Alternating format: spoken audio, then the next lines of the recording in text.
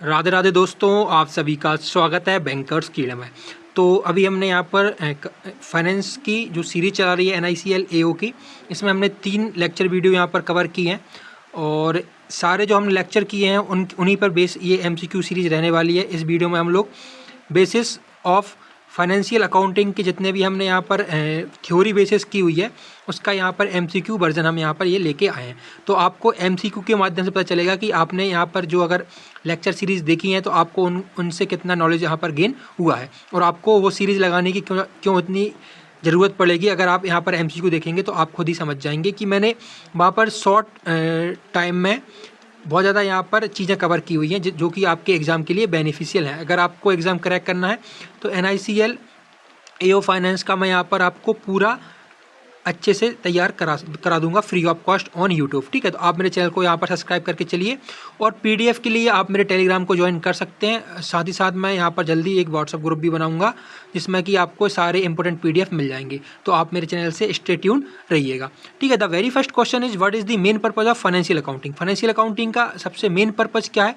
तो ये financial information provide कराता है एक्सटर्नल यूजर्स को as well as internal user को। ठीक है, इंटरनल यूज़र को भी ये इन्फॉर्मेशन प्रोवाइड कराता है, लेकिन जो मेन पर्पज़ इसका यही रहेगा कि जो एक्सटर्नल यूज़र्स को यहाँ पर इन्फॉर्मेशन प्रोवाइड कराता है। ठीक है, इंटरनल यूज़र्स को भी कराता है लेकिन इनको ऑलरेडी कुछ ना कुछ इन्फॉर्मेशन की जानकारी रहती है। लेकिन जो हम फाइनेंशियल रिपोर्ट को यहाँ पर पब्लिश करते हैं at the end of the financial year कौन कौन सा यहाँ पर डेट इसको इंक्लूड करते हैं। एक होती है हमारी 1 अप्रैल से लेकर 31 मार्च। ठीक है, तो ये हमारा फाइनेंशियल कैलेंडर रहता है। इसी लास्ट 31 मार्च को यहाँ पर फाइनेंशियल रिपोर्ट को पब्लिश करते हैं पब्लिकली। बैलेंस शीट बेसिकली आपको पता होगा कि बैलेंस शीट यहाँ पर पब्लिक करते हैं, तो उसी को यहाँ पर फाइनेंशियल इन्फॉर्मेशन प्रोवाइड कराता है। कौन के लिए? एक्सटर्नल यूजर्स के लिए। एक्सटर्नल यूजर्स कौन कौन होते हैं ये मैंने आपको डिटेल वीडियो लेक्चर में बताया हुआ है। फिर मैं आपको यहाँ पर ब्रीफ डिस्कस कर लेता हूँ। यहाँ पर गवर्नमेंट होता है, ठीक है, शेयर होल्डर्स होते हैं, कोई इन्वेस्टर होगा उसके लिए यहाँ पर इन्फॉर्मेशन होगी। तो इन सब चीज़ों के लिए ये इन्फॉर्मेशन यहाँ पर कराते हैं अवेलेबल। अब सेकंड क्वेश्चन है which of the following is considered the main financial statement in financial accounting. जो मेन फाइनेंशियल स्टेटमेंट, बेसिकली यहाँ पर 3 फाइनेंशियल स्टेटमेंट है, मतलब है तो बहुत सारे लेकिन जो मेन है वो आपको पता है कि यहाँ पर ट्रेडिंग अकाउंट है, कल ही हमने इसके बारे में डिस्कस किया है। P&L अकाउंट है, इन दोनों का हमने यहाँ पर फॉर्मेट भी देखा। अगर आपने ये नहीं देखा है तो कल की वीडियो आप जरूर देखिएगा। फिर आती है हमारी बैलेंस शीट। ठीक है, बैलेंस शीट ये सब आते हैं फाइनेंशियल स्टेटमेंट में, लेकिन बैलेंस शीट को हम यहाँ पर मेन मानते हैं क्योंकि जितना भी असेट लायबिलिटीज़ और कंपनी की क्या फाइनेंशियल पोजीशन है, कितना इसका प्रॉफिट वगैरह, ये सब आप इससे डिटरमाइन करके चल सकते हैं। तो यहाँ पर मेन जो आएगा फाइनेंशियल स्टेटमेंट वो बैलेंस शीट यहाँ पर निकल के आ जाएगा। थर्ड क्वेश्चन क्या है? Financial accounting primarily follows. तो यहाँ पर क्या फॉलो करती है? सबसे पहले यहाँ पर एक्रूअल अकाउंटिंग को फॉलो करती है। ठीक है, अब द अकाउंटिंग इक्वेशन इज, देखिए मैं आपको यहाँ पर लेक्चर में भी मैंने बार बार बोला था और MCQ सीरीज में भी मैं आपको बार बार बोल रहा हूँ कि ये जो फाइनेंशियल अकाउंटिंग इक्वेशन है ये आप यहाँ पर IMP बना के चल लीजिए। आपका ये same to same question NICL AO के मेंस फाइनेंस क्वेश्चन में आपको देखने को मिल जाएगा कि अकाउंटिंग इक्वेशन क्या है। तो asset equal to liabilities plus share holder equity. अब आप इसमें कंफ्यूज मत होइएगा क्योंकि कई बार ये शेयर होल्डर इक्विटी को शेयर होल्डर ओनर्स फंड भी लिख देता है, तो आप इससे यहाँ पर कन्फ्यूज़न नहीं कीजिएगा। ठीक है, अब हम बात करते हैं फिफ्थ क्वेश्चन की विच of the following is not a characteristic of financial accounting. तो फाइनेंशियल अकाउंटिंग का कौन सा यहाँ पर कैरेक्टरिस्टिक नहीं है? तो it follow generally accepted accounting. तो ये GAAP का प्रिंसिपल्स को फॉलो करता है, ये तो आ जाएगा। It primarily concern with external users, ठीक है, ये भी सही है। It involve detail specific financial report for internal management, नहीं, ये सिर्फ एक्सटर्नल मैनेजमेंट के लिए बनाता है फाइनेंशियल रिपोर्ट। इंटरनल मैनेजमेंट के लिए यहाँ पर फाइनेंशियल रिपोर्ट तैयार नहीं की जा सकती। तो इसका करेक्ट आंसर हमारा ऑप्शन नंबर C हो जाएगा। अब अगर हम सिक्स्थ क्वेश्चन की बात करें तो विच financial statement shows the financial position of a company at a specific point in time. तो बैलेंस शीट जाएगा इसका, ये मैंने आपको पहले ही बताया हुआ है कि जो हमारे ट्रेडिंग एंड P&L अकाउंट होते हैं वो इनकम स्टेटमेंट होते हैं और जो बैलेंस शीट होती है वो हमारी फाइनेंशियल पोजीशन यहाँ पर बताती है, मतलब कि फाइनल अकाउंट बनाने का काम करती है। अब यहाँ पर बात करते हैं सेवंथ क्वेश्चन की under accrual accounting revenue is recognised when. तो यहाँ पर एक्रूवल अकाउंटिंग का एक प्रिंसिपल है, ये मैंने आपको वीडियो में बताया हुआ है, अभी मैं इसको डिस्कस नहीं करूँगा। एक प्रिंसिपल है, हमने बेसिकली यहाँ पर 10 प्रिंसिपल को कवर किए हुए हैं। आपने अगर नहीं देखी वो वीडियो तो आप उसको 1.5x में भी लगाकर देख सकते हैं, आपको बहुत ज़्यादा हेल्पफुल मिलेगी। आप वीडियो लगाने के बाद अगर इन MCQ को अटैम्प्ट करेंगे तो आपको यहाँ पर ऑटोमेटिक पता चल जाएगा कि आपने कितना नॉलेज गेन किया है और आपको ये समझने में भी आसानी होगा। ठीक है, तो जो एक्रूवल बेसिस पे यहाँ पर ट्रांजेक्शन कंप्लीट हो जाता है जब हम इसको रिकॉग्नाइज करते हैं। अब 8 क्वेश्चन क्या है, विच financial statement provides information about a company cash inflows and cash outflow. ठीक है, तो जो इसका स्टेट जो है, इसका जो क्वेश्चन रहने वाला है, ये अभी हमने ये कवर नहीं किया है। जो मेरी 4th यहाँ पर वीडियो आएगी उसमें हम कैश फ्लो स्टेटमेंट पढ़ेंगे, तो उसमें मैं इसको इंक्लूड कर दूंगा। लेकिन अभी फिर भी आप इसको समझ लीजिए। जो कैश इनफ्लो मतलब कि हमारी कंपनी में कितना कैश आया, और कैश आउटफ्लो मतलब कि हमारी कंपनी से कितना कैश गया। ये बेसिकली कौन रिकॉर्ड करता है, यहाँ पर रिकॉर्ड करता है स्टेटमेंट ऑफ कैश फ्लो। अब हम बात करते हैं यहाँ पर 9th क्वेश्चन की, the statement of retained earning source. तो रिटेन्ड अर्निंग कहाँ सोर्स होती है, तो यहाँ पर होती है the change in retained earning during a period. तो सॉरी, ये गलत क्वेश्चन हो गया, ये यहाँ पर क्वेश्चन ही सही नहीं बन पाया, तो इसको आप छोड़ दीजिए 9th क्वेश्चन को। विच of the following is an example of liability. Liability के कौन से यहाँ पर एग्जाम्पल है, देखिए कैश तो यहाँ पर हमारा असेट है, अकाउंट रिसीवेबल ये भी हमारा करंट असेट में आ जाता है, नोट्स पेएबल यहाँ पर हमारी क्या है, लाइबिलिटी है, करंट लाइबिलिटी, और प्रीपेड एक्सपेंस भी हमारा इसमें आ जाएगा। तो इसका जो करेक्ट आंसर बनेगा वो नोट्स पेएबल बन जाएगा। ठीक है, अब in the context of financial accounting the term asset refers to. 1 minute में, अब जरा आप थोड़ा सा 5 मिनट का मुझे 1 मिनट का टाइम दीजिए।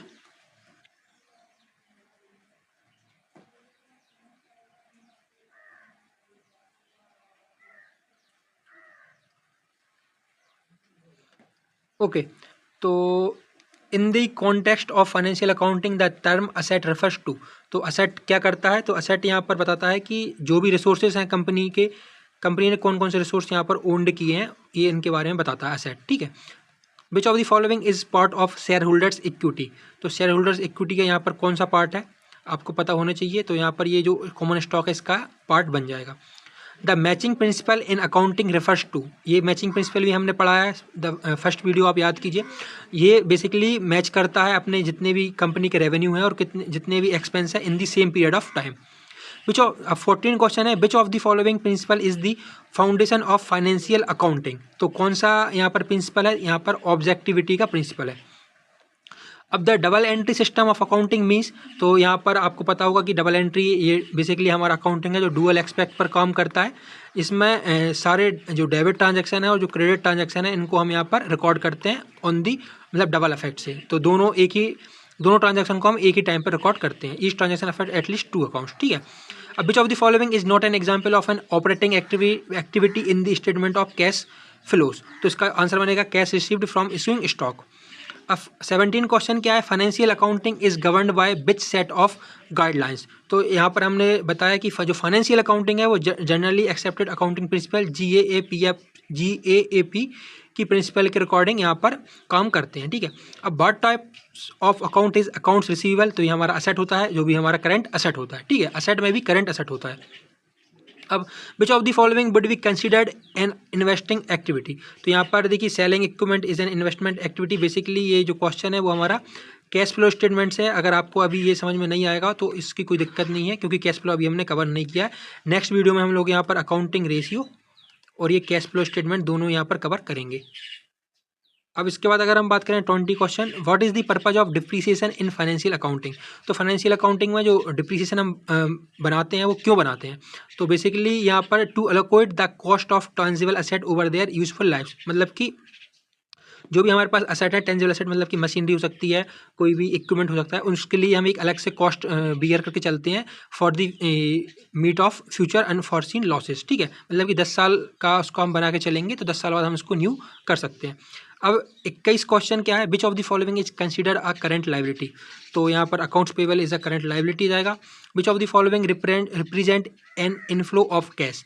तो issuing of stock is an inflow of cash कैसे है वो आपको पता है, इसको मुझे बताने की जरूरत नहीं है। जैसे कि अगर आप IPO लॉन्च करते हैं तो आपके पास कैश आता है। ठीक है, अब which financial statement would you use to evaluate a company's profitability. तो यहाँ पर इनकम स्टेटमेंट को आप देखेंगे। अगर आपको कंपनी की प्रॉफिटेबिलिटी देखनी है, मतलब कि ग्रॉस प्रॉफिट देखना है या फिर नेट प्रॉफिट देखना है, तो आपको क्या रेफर करना पड़ेगा, इनकम स्टेटमेंट रेफर करना पड़ेगा। और इनकम स्टेटमेंट में भी कौन सा इनकम स्टेटमेंट, यहाँ पर अगर आपको ग्रॉस प्रॉफिट देखना है तो आपको ट्रेडिंग अकाउंट देखना पड़ेगा। अगर आपको नेट प्रॉफिट देखना है तो आपको क्या प्रॉफिट एंड लॉस अकाउंट देखना पड़ेगा। ठीक है, अब 24 क्वेश्चन क्या है हमारा, the consistency principle in accounting requires that. ये कंसिस्टेंसी प्रिंसिपल क्या बोलता है, ये बोलता है कि जो अकाउंटिंग है वो हमारी सेम मेथड लगनी चाहिए। मतलब कि अगर आपने 2024 में किसी एक मेथड को फॉलो किया, मतलब कि अगर डिप्रिसिएशन की हम बात करें, अगर आपने इसको स्ट्रेट लाइन मेथड से फॉलो किया है तो आपको 2026 में भी आपको सेम मेथड से इसको फॉलो करना है। ऐसा नहीं कि आपने पहले स्ट्रेट लाइन मेथड से फॉलो किया था फिर आप इसको रिटर्न डाउन वैल्यू मेथड से फॉलो करेंगे। तो इसमें क्या, जो आपको जो अकाउंटिंग का बेसिकली जो रिपोर्ट्स वगैरह बनेंगी फिर वो यहाँ पर आपको में डिफरेंस शो देखने को मिलेगा, जिससे कि यहाँ पर फिर आपको कॉम्प्लेक्सिविटी अराइज हो सकती है। ठीक है, अब हम बात करते हैं 25 क्वेश्चन की। What is an example of non current asset. तो यहाँ पर जो इन्वेंट्री है वो हमारी करंट असेट में आती है, बाकी अकाउंट रिसीवेबल भी हमारा करंट असेट में आता है और प्रीपेड एक्सपेंस भी हमारा करंट असेट में आता है। सिर्फ जो प्रॉपर्टी प्लांट और इक्विपमेंट है ये हमारे लॉन्ग टर्म असेट में आ जाते हैं, तो इसको हम नॉन करंट असेट भी बोलते हैं। ठीक है, लॉन्ग टर्म असेट को हम नॉन करंट असेट भी बोलते हैं। विच of the following is an example of N intangible asset. तो यहाँ पर बिल्डिंग भी हमारी टेंजिबल है, पेटेंट हमारी इंटेंजिबल हो जाएगी, इक्विपमेंट भी हमारा टेंजिबल है और लैंड को भी हम यहाँ पर छू सकते हैं। तो पेटेंट हमारा इंटेंजिबल असेट है। आपको मैंने फर्स्ट लेक्चर में बताया था कि इंटेंजिबल असेट कौन कौन से हैं और टेंजिबल असेट कौन कौन से हैं। पेटेंट है यहाँ पर एक क्वेश्चन और देख लीजिए, ट्रेडमार्क भी हमारा इंटेंजिबल असेट में आता है। फिर हमारी जो गुडविल रहती है वो भी हमारी इंटेंजिबल असेट में आती है और कॉपीराइट भी हम यहाँ पर इंटेंजिबल असेट में इसको लेके चलते हैं। तो एक क्वेश्चन से मैंने आपको यहाँ पर 4 एग्जाम्पल बता दिए। अब 27 क्वेश्चन क्या है, what type of financial statement is the statement of cash flow. तो यहाँ पर लिक्विडिटी स्टेटमेंट आ जाएगा। ठीक है, कैश फ्लो कौन सा स्टेटमेंट है, तो हमारा लिक्विडिटी स्टेटमेंट बन जाएगा।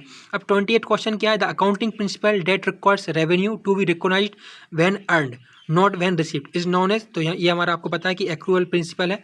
देखिए आप यहाँ पर रेवेन्यू रिकॉग्निशन प्रिंसिपल, उसको हम क्या बोलते हैं, एक्रूअल प्रिंसिपल भी बोलते हैं। ठीक है, अब 29 क्वेश्चन क्या है, which account is not included in the share holders equity section of the balance sheet. कल ही हमने बैलेंस शीट की यहाँ पर फॉर्मेट देखी थी, तो आपको पता होना चाहिए कि शेयर होल्डर इक्विटी में कौन कौन सा यहाँ पर आता है। देखिए कॉमन स्टॉक भी आ जाता है, रिटेन अर्निंग भी यहाँ पर इंक्लूड होती है, सिर्फ नोट्स पेबल यहाँ पर इंक्लूड नहीं होता है। अब 30 क्वेश्चन क्या है, which of the following is source of cash inflow. तो यहाँ पर सेल ऑफ फिक्स्ड असेट, मतलब आपको किसी भी चीज़ को सेल करेंगे तो आपके पास कैश आएगा बिजनेस में, तो इसको हम सेल ऑफ फिक्स्ड असेट का यहाँ पर एग्जांपल लेके चल सकते हैं। अब the principle of conservatism in accounting suggest. तो कंजर्वेटिज्म का प्रिंसिपल देखिए, इसका भी एक और नाम है जो कंजर्वेटिज्म प्रिंसिपल है, इसको आप प्रूडेंस प्रिंसिपल भी बोल के चल सकते हैं। ठीक है, तो आप इसमें कंफ्यूज मत हो जाइएगा कि कंजर्वेटिज्म और प्रूडेंस ये दोनों एक ही प्रिंसिपल है। इसमें क्या होता है कि आप अपने जो लॉसेस हैं उनको आप यहाँ पर कैलकुलेट करके चलते हैं और इनके अगेंस्ट में आप यहाँ पर अपना जो भी है इसको तय करते हैं कि आप इसके लिए आप बाकायदा प्रोविज़न बनाएंगे, इसके लिए एक अलग से फंड आप यहाँ पर मैनेज करेंगे अपने लॉस को मीट करने के लिए। तो आप देख सकते हैं यहाँ पर एंटीसिपेटिंग फ्यूचर लॉसेस एंड एक्सपेंसेस, ये सिर्फ लॉस के लिए रहता है, प्रॉफिट इसमें अलाउ नहीं होता है। अब what is typical example of a revenue account. तो ये बेसिकली सेल्स रेवेन्यू है, अकाउंट्स पेबल, रिसीवेबल और प्रीपेड रेंट ये सब हमारे एक्सपेंसेस में आ जाएंगे। और एक मिनट, यहाँ पर रेवेन्यू अकाउंट, अकाउंट्स रिसीवेबल, हाँ ठीक है। अब which of the following is considered an operating activity. तो यहाँ पर cash received from customer. Which of the following accounts would you find under liabilities in the balance sheet.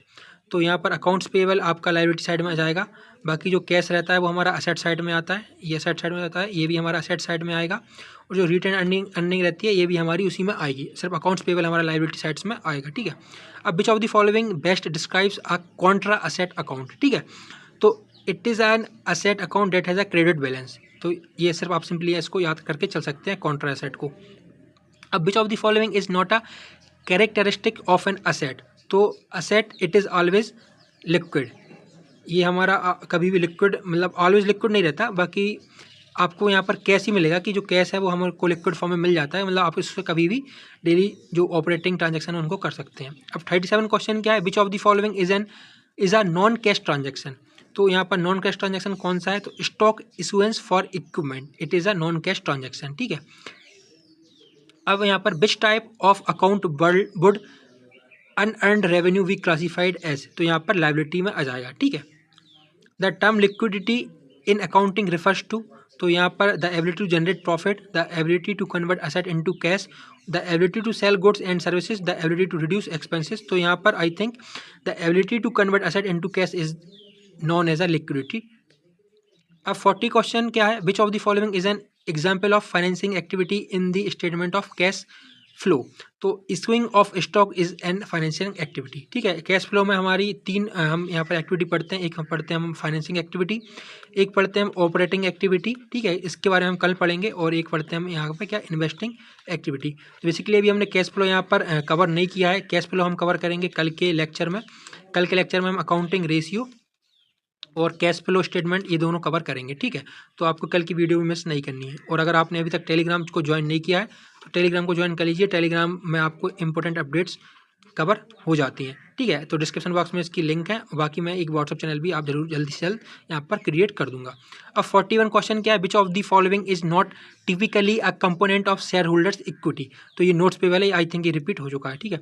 अब the 42 question क्या है, द नेट इनकम और loss from the income statement is transfer to which account. तो कल ही हमने इसको पढ़ा है, ये रिटर्न अर्निंग में चला जाता है। और अगर आप वो पूछें कि ये कहाँ जाता है, तो ये बैलेंस शीट में जाता है हमारी, वो भी किस में, लायबिलिटी साइड में, ठीक है। बैलेंस शीट की लायबिलिटी साइड में ये जाता है। तो आपको ये चीज़ भी ध्यान में रखनी है, ठीक है। ये बहुत ही इंपॉर्टेंट क्वेश्चन है, ये बन सकता है। अब अ कंपनीज लायबिलिटीज रिप्रेजेंट, तो ये क्या रिप्रेजेंट करता है, यहाँ पर रिप्रेजेंट करता है claims of creditors on companies asset, ठीक है।